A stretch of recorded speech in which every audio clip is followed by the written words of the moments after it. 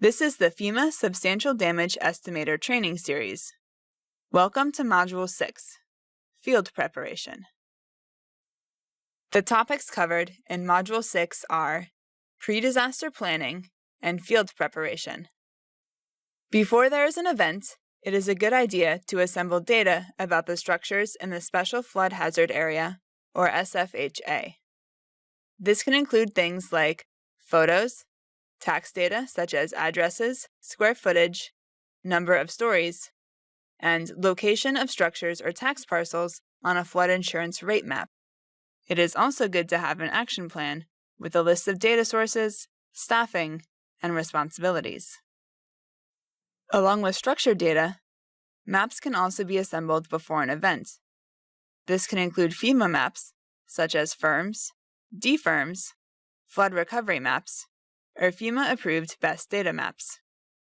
Tax maps that have addresses and structure information, such as square footage, address maps, and GPS waypoint files.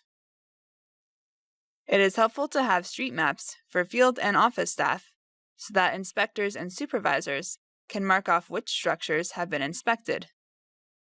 Only structures in the SFHA are required to have substantial damage determinations under the NFIP.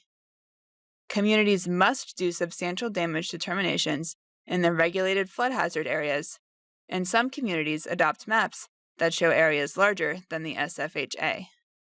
The inspectors need to begin fieldwork as soon as possible after the damage event. In most cases, fieldwork should begin within 2 weeks of the event. This will allow local officials to begin making determinations and issuing building permits. When determinations are conducted quickly, officials will prevent owners from initiating repairs without a permit or without waiting for the data to be collected. Additionally, officials will avoid having to determine whether new construction they observe is due to repairs or improvements. If available, tax data should be collected for use in fieldwork. The data that will be helpful are address, owner name, the structure footprint, dimensions, the foundation type, and the number of stories. The structure footprint can assist in verifying the correct location when addresses are missing. This data can be pre-entered into the SDE software. The source of unit cost data should be determined before fieldwork begins. Quality levels can also be determined before the start of fieldwork. Depending on the area, there may only be 1 or 2 quality levels. Equipment also needs to be assembled before fieldwork begins. Some things you should have are a digital camera with an extra memory card, photo logs, a GPS device, notepads, clipboards, pens, copies of the SDE manual damage inspection worksheets, tape measure, and safety equipment such as a safety vest, hard hat, safety glasses, gloves, steel-toed work shoes, and a flashlight. Before fieldwork begins, a plan for assigning work should be created. Responsibilities for the areas of streets to be inspected should be assigned. This ensures that all necessary areas are inspected once, with no overlap. An approach to access private property should be created as well. Advance notice of inspections should be given to police and news outlets. The advance notice to the police will reduce the number of calls regarding the presence of inspectors in unoccupied structures and can facilitate access to private property when owners understand that this effort is required by the community. All inspectors should carry a letter of introduction and an ID badge. The letter of introduction should be on community letterhead and contain the community point of contact for concerned owners to call. A procedure for dealing with reluctant structure owners should be created. The inspector should be advised that they cannot force their way onto private property if the owner is present and refuses access, or if the structure is locked and the owner does not appear to be present. In these cases, the inspector should record the address and, if available, owner name and contact number, and turn this in to the lead at the end of the day. The lead can determine the options for obtaining access to the properties that are locked or where access has been denied. It is a good idea to do some group inspections before starting fieldwork. This will ensure that the inspectors look at damages in the same manner. A mix of residential and non-residential should be chosen.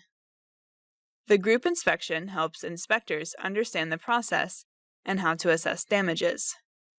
It should be emphasized that all required SDE data should be obtained on the first visit. A few final things to think about before starting fieldwork. Procedures for inspecting structural and non-structural damages should be reviewed. There should be an anticipated inspection time per structure. This will help ensure that inspections are completed in a timely manner. A minimum number of exterior and interior photographs should be set. The inspector should get at least one curbside view of the structure for the inspection file to verify the structure inspected in case a posted address is missing or incorrect. Inspectors should also get at least one interior picture if possible. While the inspectors are in the field, they should first verify the address of the structure. Then, they should mark the structure location on a map. This will help assess the progress of the inspections, as well as verify that all structures requested for the inventory have been inspected. If inspecting structures for flood damage, inspectors should then look for high water marks. This will be used to estimate the flood depth above the first floor. If possible, photographs of the high water mark should be taken. Next, an overall description of the exterior and interior damages should be noted. When performing exterior inspections, here are a few things to look for. Look to see if there is any structural damage to the superstructure and foundation. Assess damages to the exterior finishes and underlying sheathing. Step back and look at the roof and upper stories to see if there's any damage. If applicable, take pictures of significant damage, debris, or high water marks. When performing interior inspections, here are a few things to look for. Note structural damage to walls, ceiling, and floor. Inspections should be done room by room.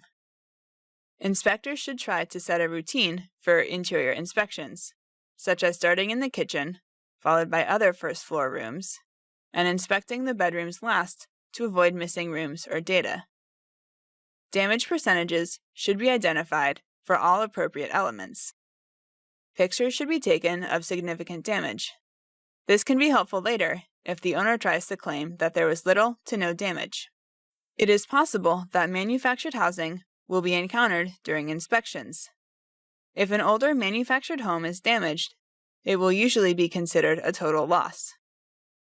For example, a few inches of water can provide the same amount of damage as several feet of water in a site-built home, because of the impact on the overall structural integrity when the floor and subfloor are damaged. Also, all of the utilities are attached to the underside of the floor.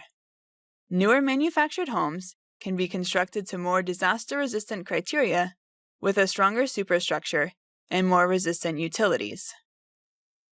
Thanks for watching! This training is one of a 10-part series. Please continue to Module 7.